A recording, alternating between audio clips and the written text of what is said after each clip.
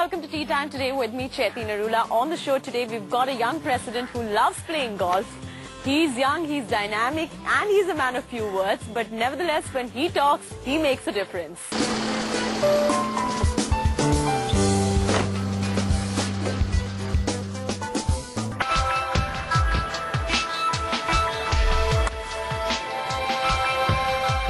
Wonderful tea of Mr. Ashwin Mittal. Welcome to Tea Time today with me. Thank you, Chaiti. So Soaring Sky High is your tea off, and of course Soaring Sky High is your career as well. So how did you make that shift from finance to market research?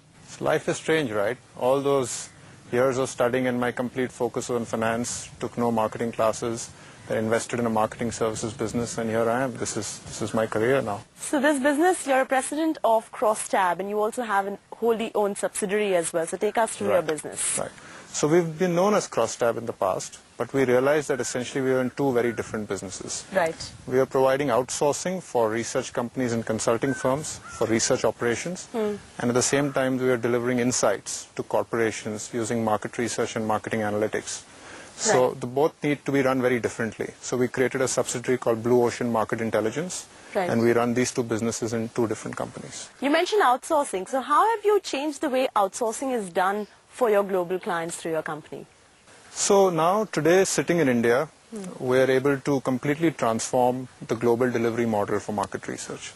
We're today able to conduct market research across 60 countries and 25 languages, with all the delivery being done from India, and a small consulting layer in the US and in Europe. This is making market research better, faster, cheaper. So is India still the most preferred outsourcing destination, in your opinion? See, a lot of other countries are making inroads, but at the end of the day, today, with the kind of technical skills, the kind of project management skills, English skills, and the long history of success, India still definitely leads the way. But there's a lot of competition coming your way from countries like Czech Republic, there's Israel, there's China, there's Russia. So how's that impacting your story here in India? And of course, the likes of your company as well. Eastern European countries are, yes, making inroads with Western European clients because of language, because of proximity. Some business going to the Philippines because of English for the US, because of the English accent, US accents.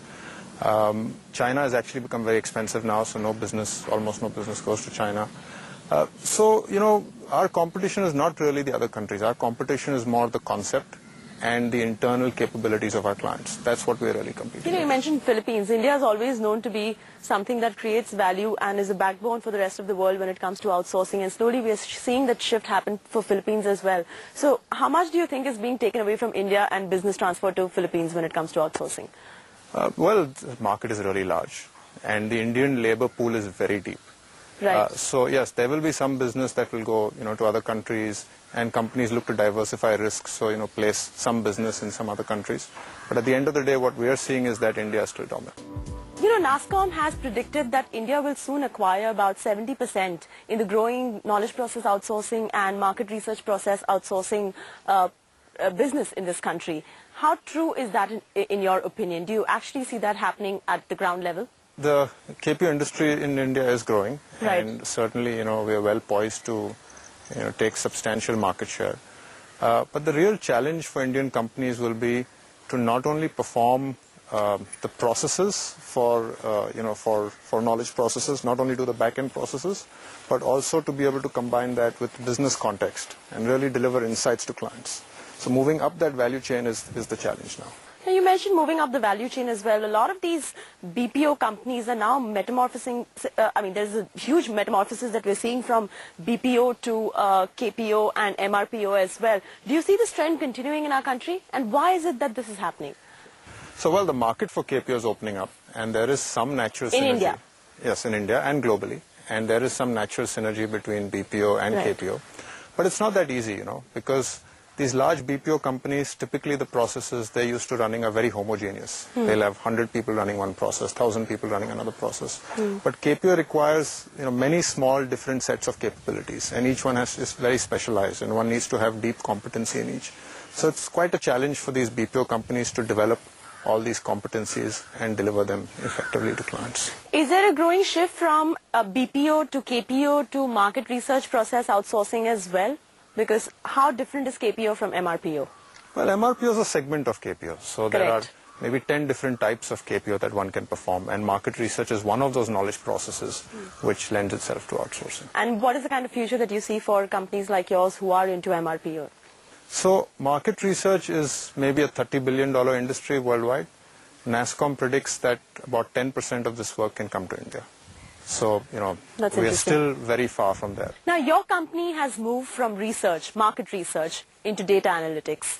Why is that shift that you have made? So we're in the business of helping companies make better sales and marketing decisions. Right. And historically that was done using market research, survey data, right?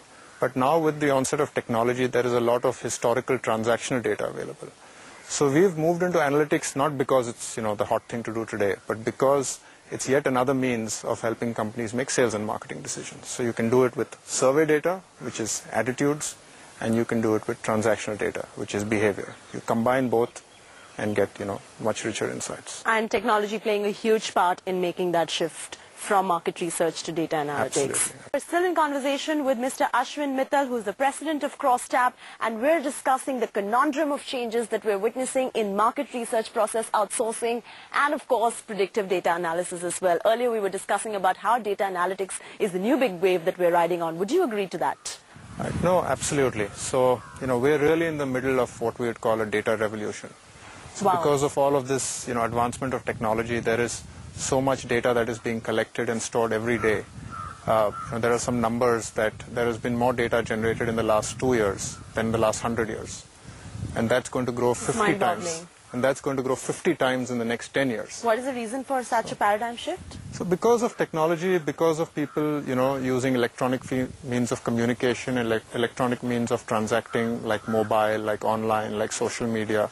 So all this data is available. Everything you're doing is tracked and can be stored and can be measured. So now companies have access to all this vast amounts of data that they can harness and analyze. So how are you enabling companies to make decisions better using this predictive data analysis and, of course, incorporating new technological innovations as well in your business? So really, today every single decision in the business can be data-driven. And we're focusing on sales and marketing. And within that, decisions around product design, decisions around product pricing, around allocation of advertising and marketing spend, upselling and cross-selling to the same customers, retaining customers, attracting new customers. All of these can be done or can be bettered by using analytics, predictive analytics. You mentioned about bettering things, and I think we should time now to better our game now. So let's move on with the chip shot.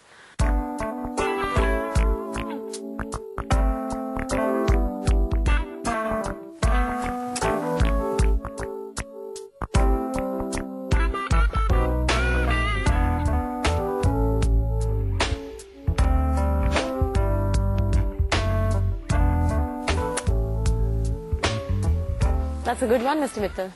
So how is market research evolving today, and how is it changing and transforming over the years from where we were a decade ago to today? So market research is evolving rapidly, and today is very different from what it was 10 years back. So there's the onset of online research, which has become commonplace. Today you have new techniques like online communities, mobile research, social media, and the researcher needs to be able to understand all these techniques and use them in his work. So now, between design innovation, human capital, and data analysis, what is of utmost importance in your opinion? So really all these capabilities go hand in hand. So one needs to have technical capabilities, statistical and analytical tools, and a business context to really be able to combine all and deliver insights to the clients. We call it a combination of science and art. So mobile data collection, is that the pulse of 2013? So I would say that the two areas that we are really going to focus on, and you're going to see the industry focus on, are mobile for data collection as well as social media. And we're betting heavily and investing heavily in both of those spaces. Matter of fact, we've developed some proprietary technology that can download onto a mobile device and track usage of that device. And then we can collect that data. So these are applications that have been designed, is it? Yes. Now, can you take us through some of these applications that have been designed to enable this? Sure. So we have another subsidiary company called Informate Mobile Intelligence, where we developed a proprietary application that works across different mobile platforms and can download onto a mobile phone with consent of the user. Of course, with your consent, we can download this on your phone. And we can track your usage of your device on network or off network. You might be taking just a photo on your camera, and then that gets relayed to a central server.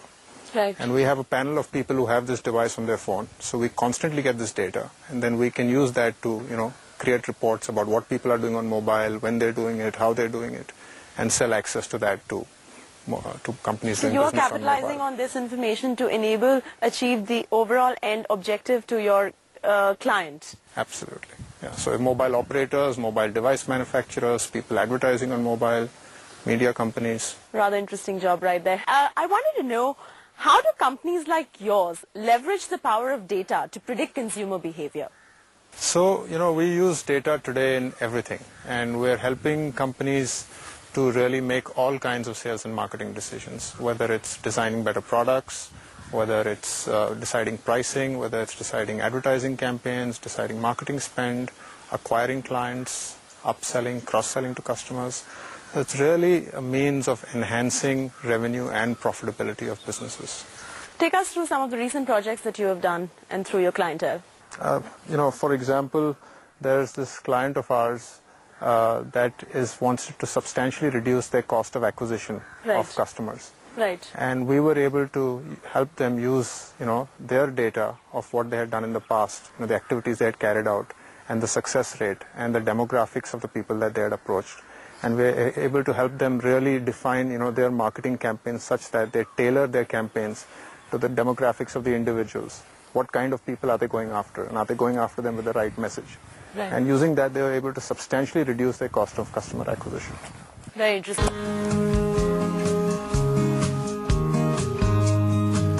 Time now to welcome you back to the more challenging part of the game, which is the bunker shot. How challenging does it get for you in real life as well?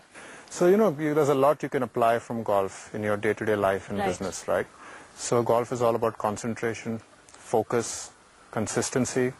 You have to get out of tough situations, hazards, and all of this is very relevant in business as well. So you hail from the corporate world, and your passion for golf is evident, and we're talking about golf Premier Leagues as well. How important do you think is the corporate participation for the success of Premier Leagues like this in the country, to make that shift that golf really requires in India? So world over, golf is a big corporate sport, right? It's used, for networking, executives play it regularly, and, it's really a great way for people to get together, let off some steam, and also to meet each other and network. And we're seeing that trend coming to India as well. So certainly corporates in India have a reason to play a large role in development of golf. Right, so 2013 seems to be a big year for India as far as golf is concerned, and of course the Mayans were wrong, so we have survived.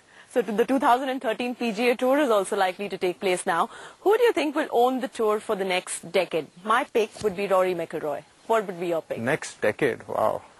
So that's a really tough call, and you've been brave, so I'll support you. We'll go with Rory. Rory, all right, great. How did your passion for golf begin? So I've been playing golf for a long time. I was always intrigued by the sport. Right. When I was living in the US for a couple of years, long back, when I was studying, that was the time when I really picked it up. And since then, with time permitting, work permitting, I like to play and get in the game whenever I can. Now the 2013 is the year when there's going to be a golf Premier League coming into India as well. How do you think that will change the way the sport is perceived in this country? So I think there's a lot of potential for golf in India, right? It's still not a sport which a lot of people play. It's still amongst a very restricted few. And, with the Premier League coming, with all of, so much more infrastructure coming in, new golf courses coming in, golf is definitely going to grow in India. So that's the next big thing for golf. But what's the next big thing for you in your career? You never know, right? But today we think at Crosstab and Blue Ocean, we think that there's still a lot to do. We think that we're at the very early stage, and all these enabling factors, the data revolution, globalization of services is all coming, and we're really going to ride that wave. And we think that there's a lot for us to do in the next 5-6 years. So we're just going to focus on the business that we're in and just execute. Okay, so you mentioned Rory McIlroy. Let me see how well you are inspired when we go to putt and complete our game, and we'll talk a little more about golf in detail.